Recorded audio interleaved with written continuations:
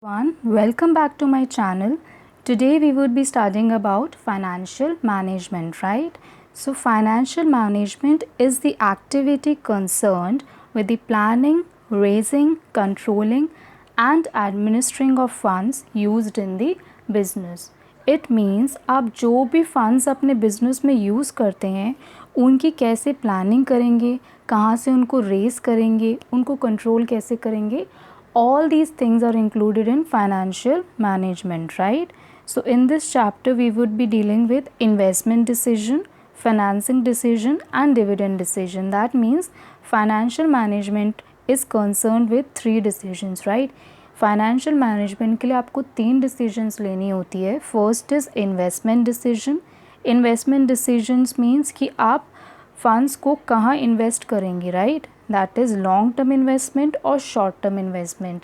Long term investment is called capital budgeting decision and short term investment is called working capital decision, right?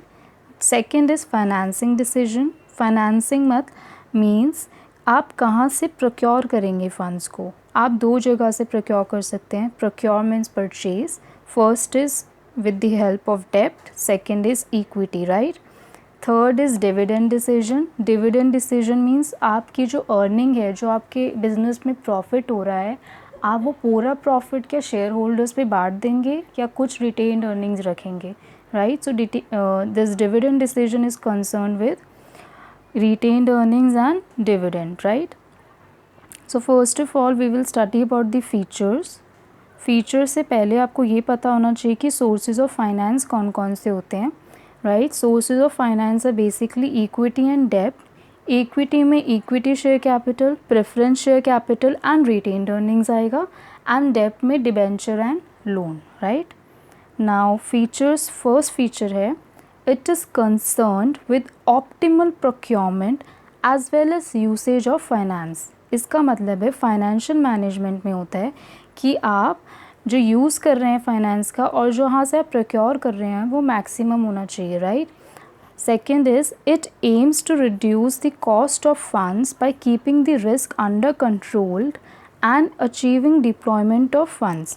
आप जो भी funds को अपने business में लगाएंगे या प्रोक्योर करेंगे उसमें रिस्क मिनिमम होना चाहिए, राइट?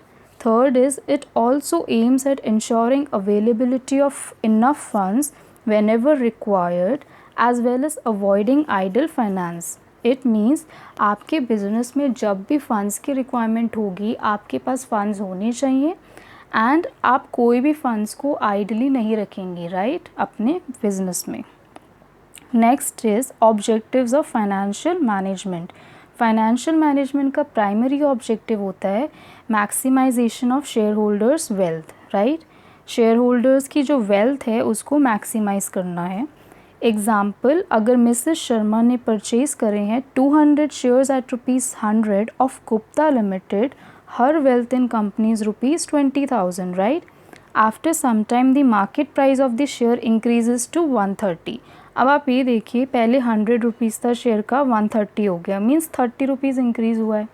तो उनकी जो वेल्थ है इस कंपनी में वो ₹6,000 इंक्रीज़ हो गई, राइट?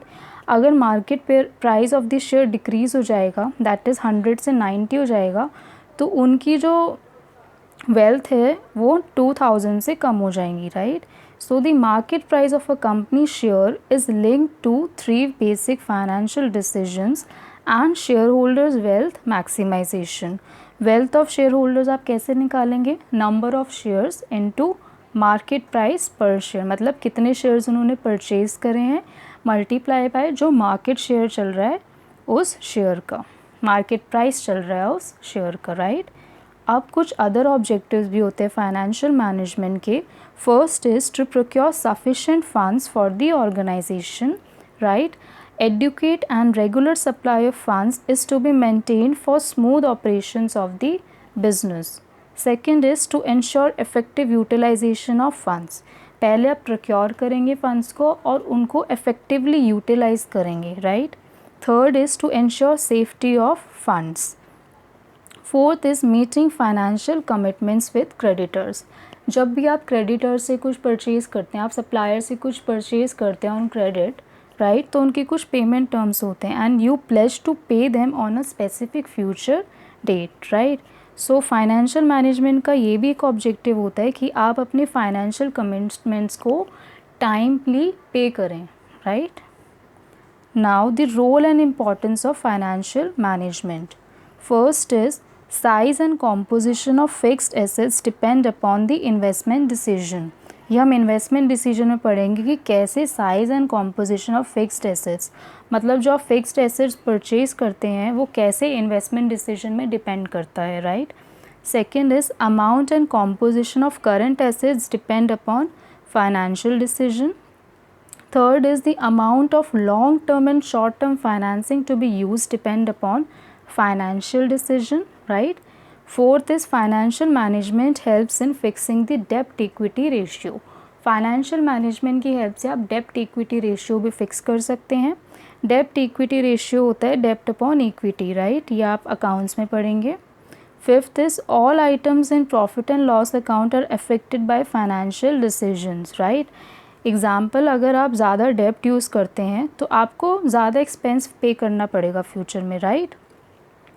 और अगर आप ज़्यादा इक्विटी यूज़ कर रहे हैं तो आपको मोर डिविडेंड्स पे करने होंगे इन द फ्यूचर, क्लियर।